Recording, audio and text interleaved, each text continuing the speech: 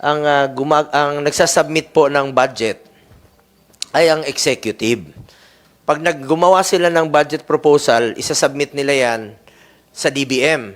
Ang DBM naman po ang magsasubmit sa Kongreso at magsasubmit naman po ang Kongreso. Pagkatapos sa Kongreso, dadalhin po yan sa Senado at finally, isasubmit po yan sa Presidente. So tatanungin natin sila ngayon kung ano bang naging prioridad nila at isa ho ba ang health emergency allowance sa naging prioridad nila dito sa paglalaan po ng pondo. Ako po, hindi po ako tumitigil mag-appeal sa kanila na bigyan po ng prioridad itong health emergency allowance dahil services rendered na po ito. Pinagpaguran nyo na po ito. Pinaghirapan nyo na po ito. At yung iba po ay 2 taon na po ang nakakaraan. So ang tanong dyan ngayon sa DBM, sa DOH, kung isa ba ito sa inyong naging prioridad at magiging prioridad. At appeal ko, for the end time, umaapila po ako sa DOH, sa DBM, kung meron naman kayong mga unprogrammed funds na inilalaan, bakit hindi nyo ilagay sa pinakatuktok ang itong health emergency allowance, pinaka-priority nyo na unprogrammed funds para matapos na yung obligasyon sa kanila. Pinaghirapan na nila to, pinagpaguran na. Ano ba naman yung 3,000, 10,000 sa pawis at sakripisyo ng ating mga health workers? Kawawa naman to. Kailangan pa ba nilang magmakaawa pa sila sa inyo para lang bayaran ninyo? Hindi nyo naman pera yan. Pera ng taong bayan yan. Another aspect we shall also look into is the welfare po nitong ating mga kababayan. No? Health is wealth.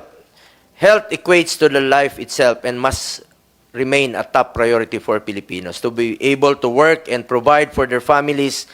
Kaya dapat tayong maging handa sa anumang banta sa ating healthcare system. Nababalitaan nga natin na tumataas ang bilang ng kaso ng pertussis at tinatawag na whooping cough, no? Umaapila rin po ako na maglatag ng mga interventions at sa kooperasyon ng mga komunidad ay mababawasan ang paglaganap ng naturang sakit at maiwasan na may masawi sa ating mga kababayan. At marami na po mga lugar ang nag-declare ng state of calamity, including Iloilo.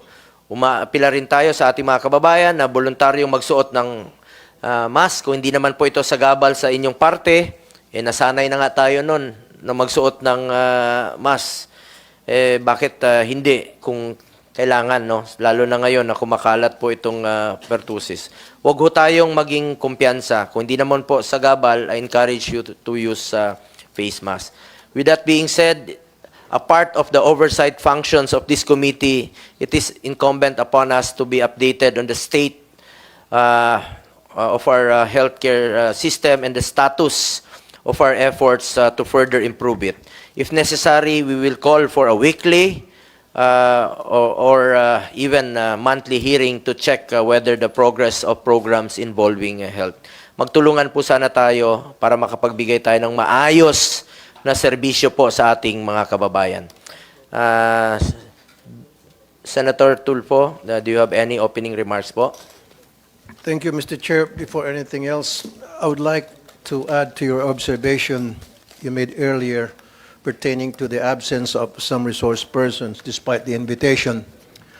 Meron lang po akong na-observe din. This is not the first time, I think quite a few times. Super VIP to mga taga-DSWD.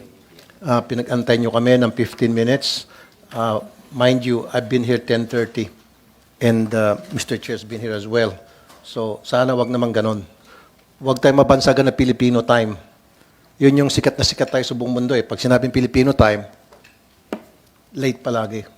Next time, do your best. In fairness to them, hindi lang naman sila, meron pang ibang mga resource persons sa mga ibang hearing ko, Mr. Chair, na ako mismo ang chairman, na ganun din late. Wag naman, mahihaya naman kayo sa mga senador.